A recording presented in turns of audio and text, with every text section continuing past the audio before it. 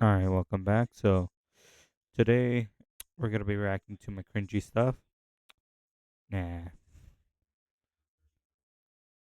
we're gonna be doing the Bible reading. I was just distracted by I don't know why, but that freaking video with the little short with my friend screaming. I can't get over that day when and he just screamed like that. And I'm just like, why are you screaming? I just realized that I laughed earlier because I couldn't stop laughing at every time he transformed into the monkey. But now today we're doing the Bible reading and. Uh, Looking through it, it's somewhat a lot. Not as much as every other time that I've read. I seem to be getting better at reading, not pronouncing the words, but actually like reading, reading faster and faster and faster. Because the last, I think it was 2 days ago. I think it was on Wednesday where I had one of the longest verses. One, it was, I think it was like 89 verses, and yeah, that was a while. But I, I don't think it was that bad actually. To be honest, I could have kept going, but let's just get this started and not take too much time. Too much time. Plus, I just wanted that little intro just to sort of mix things up because I don't really know. Because me doing the same thing kind of just it kind of gets a little old. Plus, I need to get more freaking backgrounds. Yeah, because right now, what you're seeing right now is actually my background, my desktop. Yeah, if I can fix it over here, and you can see there it is. Yeah, so there you go. So what you're looking at is my background. Let's just get this started. And make sure and subscribe, and hopefully I'll see you guys another time. I'm already doing the outro. Let's just get this started. The Lord now said to Moses, send out men to explore the land of Canaan. The land is giving you the land I am giving you to the Israelites. Send one leader from each of the 12 ancestral tribes. So Moses did as the Lord had commanded him. He sent out 12 men, all tribe leaders of Israel, from their camp in the wilderness of Paran. These were the tribes and the names of the leaders. Tribe leader Reuben, Shamalu, son of Zakur. Simon, Shaphat, son of Hori. Judah, Keba, son of Jephurene. Iskar, Issachar. I think that's how you would say Ilaga, son of Joseph. Ephraim, Hosea. I think that's how you actually say that. Hosea? I know it sounds like Hosea or or Josiah, but I think it's supposed to be kind of like like Jose, which I find it kind of weird because there is a book in the Bible called Hosea, which is actually spelled similar like this, just without the H. Son of Nun, Benjamin, Patil, son of Raphu, Zabullah, Gad, Gaddiel, son of Sodi, Masheh, son of Joseph, Gaddiel, son of Suzi, Dan, Amiel, son of Gamaliel, Asher, Sero, son of Michael, Hmm. Na, Naphthiel, Na, Nabi, son of Boshi, Gad, Gaul, son of Maki. These are the names of the men Moses sent out to explore the land. Moses called Hosea Hoshea, son of Nun, by the name Joshua. Oh, okay. Uh, is this going to be the same Joshua like in the book of Joshua? I'm actually curious about that. Moses gave the men these instructions and sent them out to explore the land. Go north through the Negev into the country into the country hill. See what the land is like and find out whether the people living there are strong or weak, few or many. See what kind of land they live in. Is it good or bad? Do their towns have walls or are they unprotected like an open camp? Is their soil fertile or poor? Are there many trees? Do your best to bring back samples of crops you see. It happened to be the season for harvesting the first ripe grapes. So they went and explored the land from the wilderness of Zion as far as Rabo, near Harabo Hanamath. Going north, they passed through the Negev and arrived at Havor, where Anima, Shishaya, Shishaya, and Talami, all descendants of Aknan, lived. The ancient town of Havor was founded 7 years before the Egyptian city of Zona.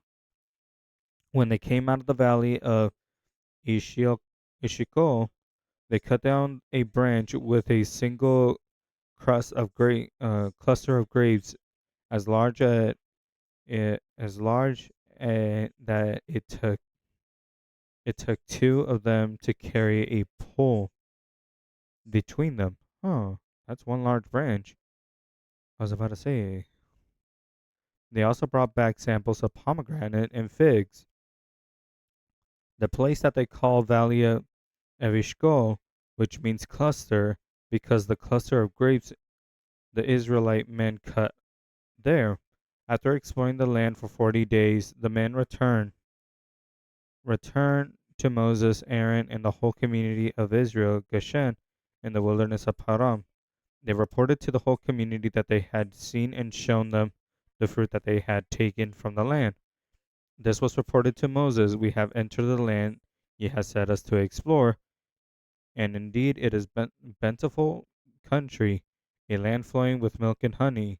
Here is the kind of fruit it produces. Excuse me. But the people living there are powerful, and their towns are large and fortified.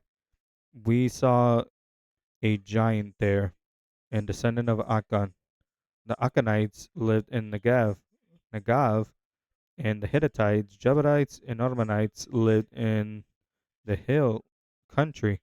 The Canaanites lived among the coasts of the Mediterranean. I didn't, yeah, Mediterranean Sea along the Jordan Valley.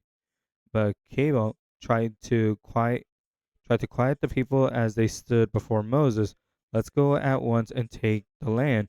He said, we can certainly conquer it.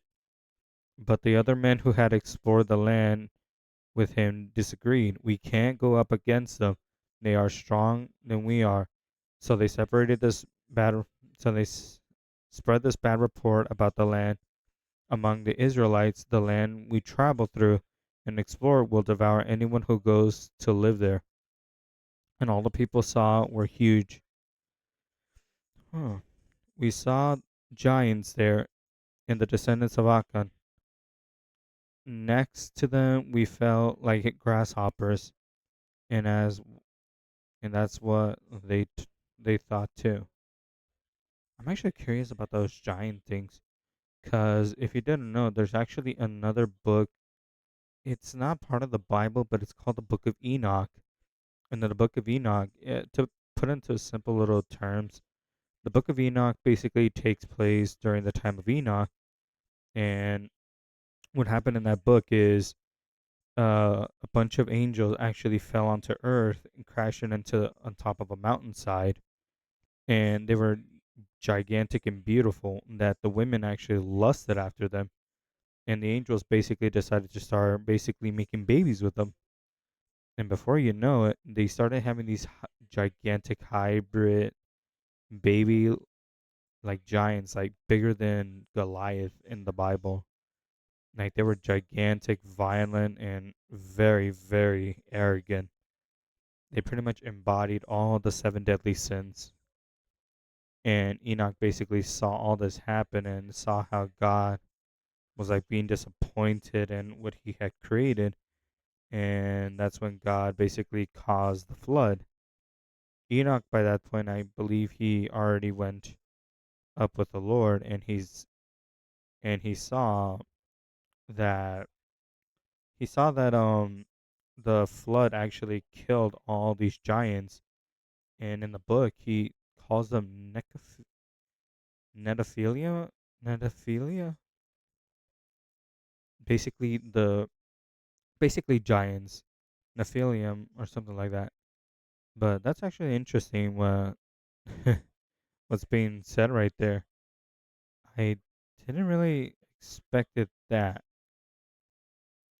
but that's actually a book. I don't know how true it is compared to the Bible, because it is still the book of Enoch, but it's in the perspective of Enoch. So unless Moses basically also wrote that book down of his like adventure.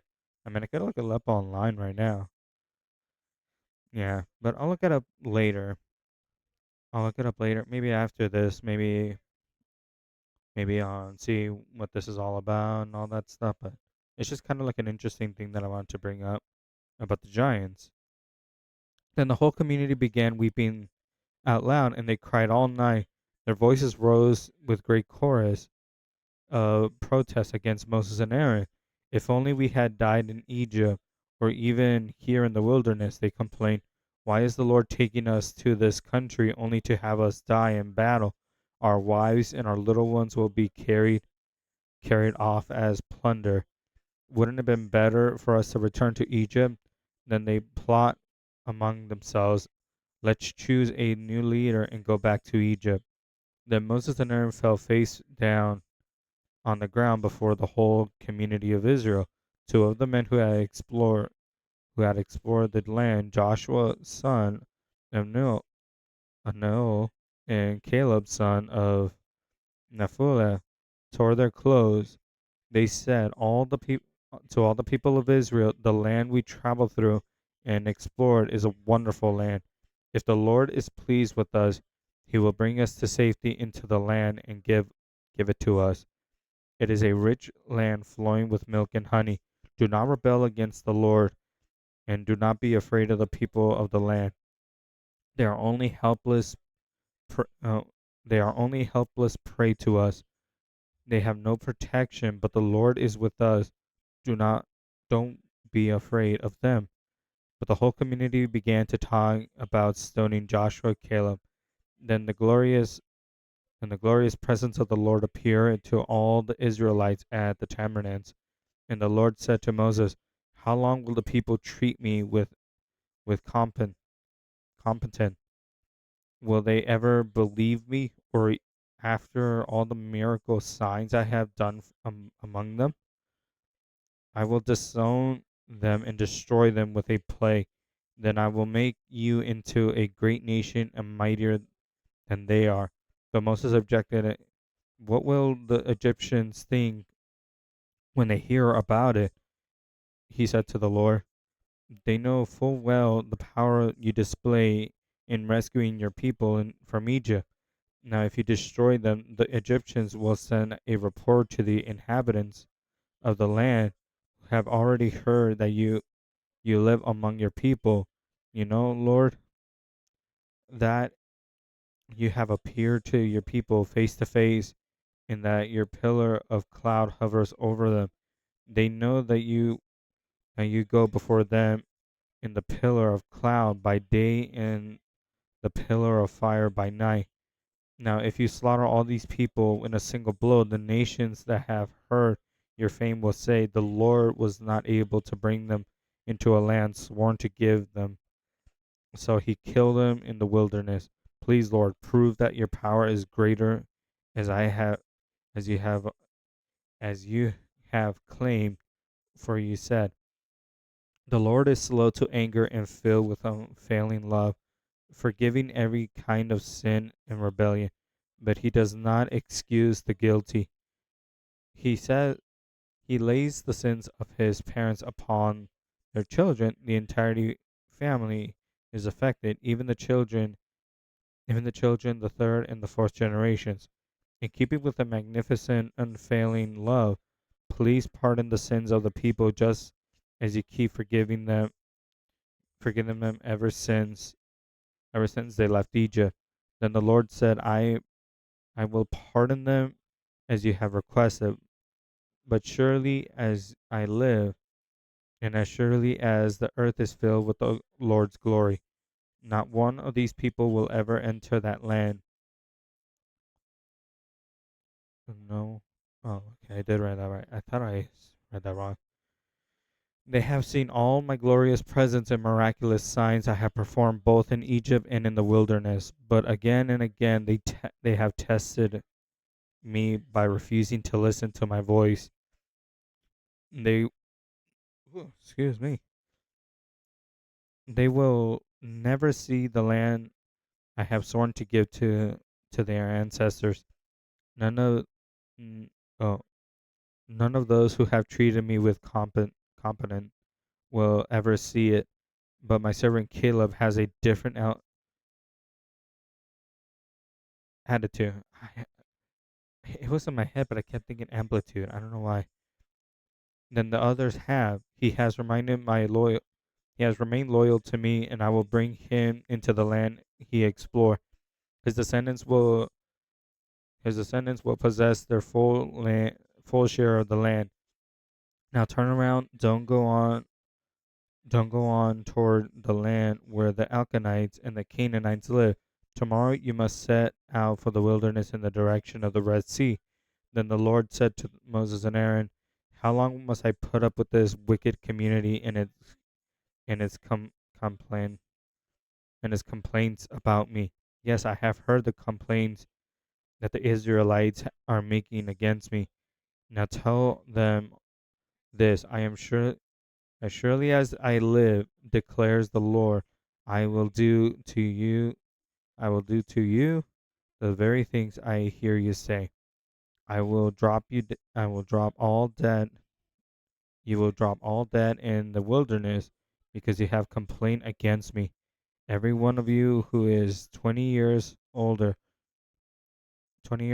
older and was included in the registry will die. In the I said registry. In the registration will die. Ah, God's getting mad. Oh man. You will you will not enter you will not enter and accompany the land that has sworn to give you. The only expectations will be Caleb son of Judah and Joshua son of Nun. You said your children would be carried off and plundered. Well, I will bring them to safety into the land, and they will enjoy what I have displayed. But as for you, I will drop that. I will draw. You will drop that. I don't know why I keep saying I will drop that. You will drop that in the wilderness, and your children will be like shepherds wandering in the wilderness for 40 years. In this way, they will pay your family faithfulness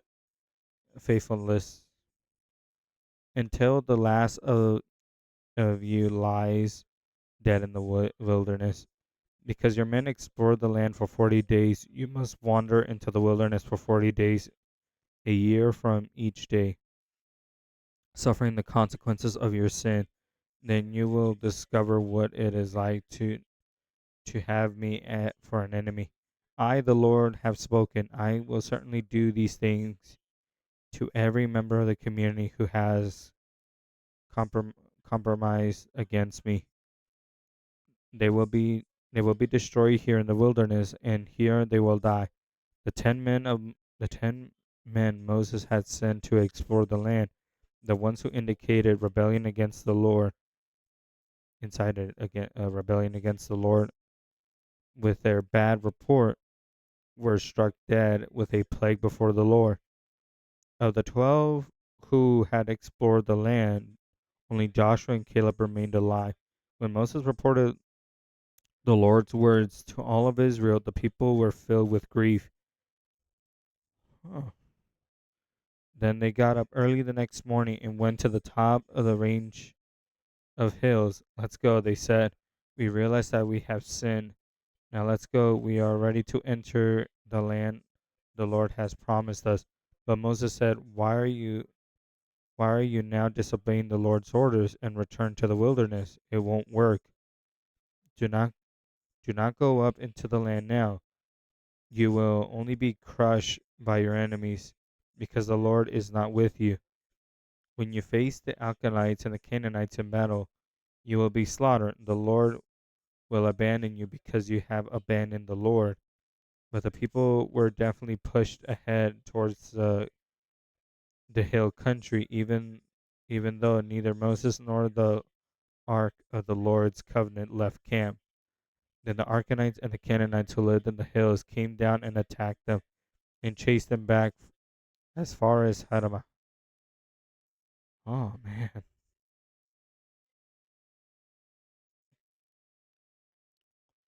that's a bit intense,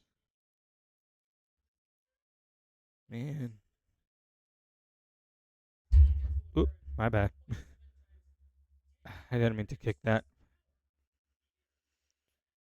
Nah, I'm just thinking about that part. Like, man, the Lord was so pissed at them that, man,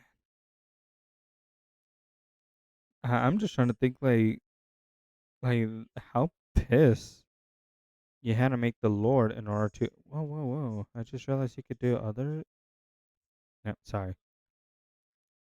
I just saw that you could actually get the King James Bible. Oh, it comes with all the Bibles here. Nice.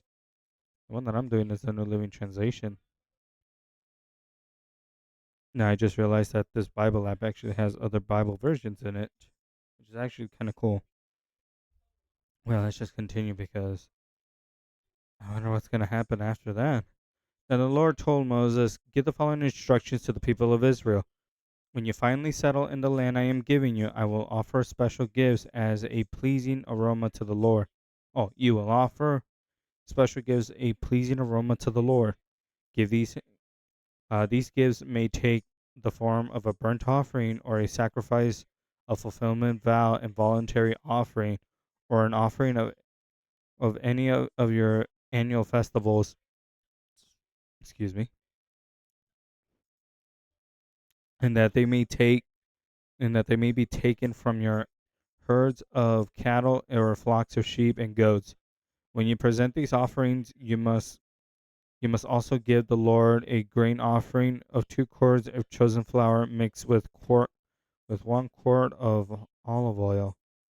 For each of the lamb offering as a burnt offering, or a special sacred or a special sacrifice, you must also present 1 quart of wine as a liquid offering. If the sacrifice is a ram, give the grain of offering a 4 quarts of chosen flour mixed with a third of a gallon of olive oil, and give the third of a gallon of wine as a liquid offering. This is what is pleasing aroma to the Lord. When you present a young bull as a burnt offering or a sacrifice to fulfill a vow or a peace offering to the Lord, you must also give a grain offering of 6 quarts of chosen flour mixed with 2 quarts of olive oil, and give 2 quarts of wine as a liquid offering. This is a special gift, a pleasing aroma to the Lord. Each sacrifice of a bull, ram or lamb, or a young goat should be prepared in this way. Following these instructions with each offering you present, all the native born Israelites must follow these instructions when you offer a special gift as a pleasing aroma to the Lord. And if any foreigners visit you or live among you and you want to present a special gift or as a pleasing aroma to the Lord, they must follow the same procedures. Native Native born Israelites and foreigners are equal before the Lord and are subject to the same decrees. This is a permanent law for you to be observed for generation to generation. The same instructions and regulations will be applied both to you and the foreigners living among you. Then the Lord said to Moses, "Give the following instructions to the people of Israel. When you arrive in the land where I am taking you, and you eat the crops that they grow there, you must set some aside as a sacred offering to the Lord. Present a cake from the first of the flour you grind, and set it aside as a sacred offering, as you do with the first grain from the thrashing floor. From the thrashing floor. Throughout the generations to come, you are presented a sacred offering to the Lord each year from the first of your ground flour. But suppose you are unintentionally fail to carry out all these commands what the Lord has given through Moses, and suppose your descendants in the future fail to do everything the Lord has commanded through Moses, if the mistake was made unintentionally, the community was unaware of it, and the whole community must present a young bull for a burnt offering as a pleasing aroma to the Lord. It must be offered along with a prescribed grain of a grain offering and a liquid offering with a male goat for a sin offering. With it, the priest will purify the whole community of Israel, making them right with the Lord, and they will be forgiven, for it was an unintentional sin, and they have corrected with their offerings to the Lord. The special gift of the sin offering. The whole community of Israel will be forgiven, including the foreigners living among you, for all the people were involved in the sin. If one individual commits an unintentional sin, the guilty person must bring 1-year-old female goat for a sin offering. The priest will sacrifice it to purify the guilty person before the Lord, and that the person will be forgiven. These same instructions apply both to the native born Israelites and to the foreign living among you. But those who are rashly, rashly violating the Lord's will, whether native born Israelites or foreigners, have blasphemed against the Lord, and they must be cut off from the community, since they have treated the Lord's word with competent and deliberately disobey his command. They must be completely cut off and suffer the punishment for their guilt. On one day, while the people of Israel were in the wilderness, they discover a man gathering wood on the Sabbath. The people who found him doing this took him before Moses and Aaron and the rest of the community. They held him in custody because they did not they did not know what to do with him. Man, why is it so difficult all of a sudden? Then the Lord said to Moses, "The man must be put to death. The whole community must stone him outside the camp." So the whole community took the man outside the camp and stoned him to death, just as the Lord had commanded. Then the Lord told Moses, "Give these following instructions to the people of Israel. Throughout the generations to come, you must make talents for the hems of your clothing, and attach them with a blue collar cord. My mistake. When you see these tassels, you will remember to obey the commands of the Lord instead of following your own desires and defiling yourselves as you are prone to do. The talents will remember will help you remember that you must obey all my commands and be holy to your God. I am the Lord your God who brought you out of the land of Egypt, that I might be your God, and the God and I am that I might be your God. I am the Lord your God. Oh man,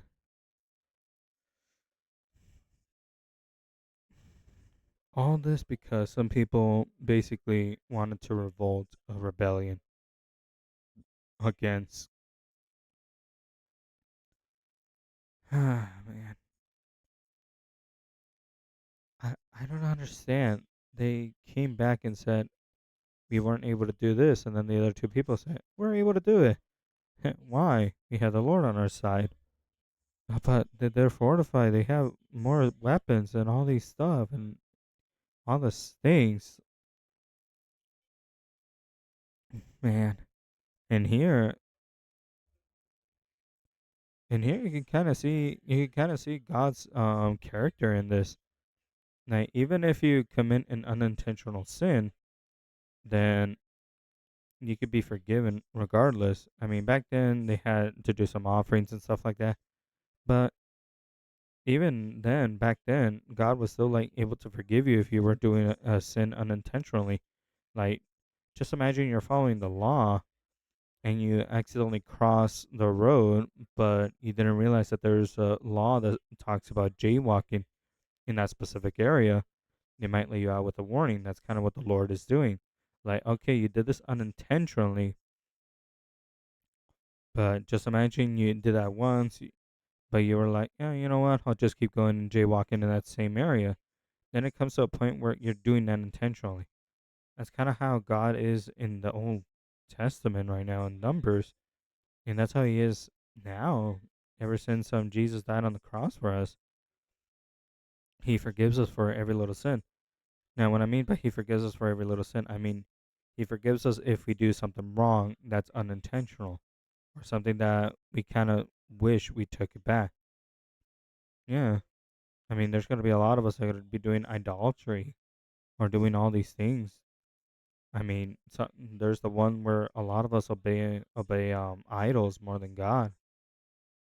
Like we always put God like somewhere down here, and we put the idols high above God, which is not really a good thing, huh? Looking at the cross for some reason,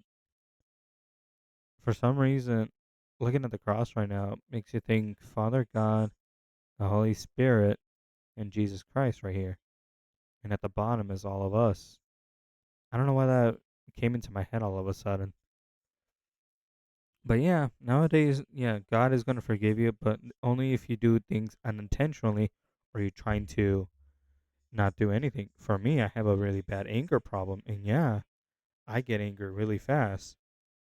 And anger is not really anger is something that the Lord basically says, yeah, you could get angry, but it's not against a brother. Like you get angry at a sin that you committed over and over and over, and you just want to change, you want to change, you want to change and all that stuff. Like that type of anger is fine to the Lord.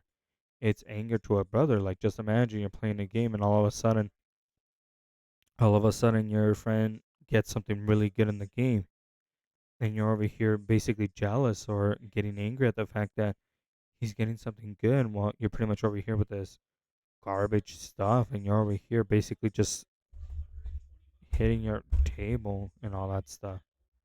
And yeah, it gets to a point where that doesn't sound like anger anymore.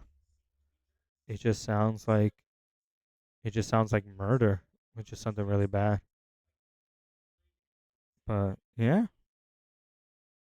very interesting. Also, what is it with that thing? Now I'm just looking at my other phone, and I'm looking at this, and I'm seeing that I've been getting this freaking game recommended for the longest time. I've been getting that game for recommended the entire day, but I'll see you all tomorrow because I don't want to keep you here for too long, and I'll see you in the next one.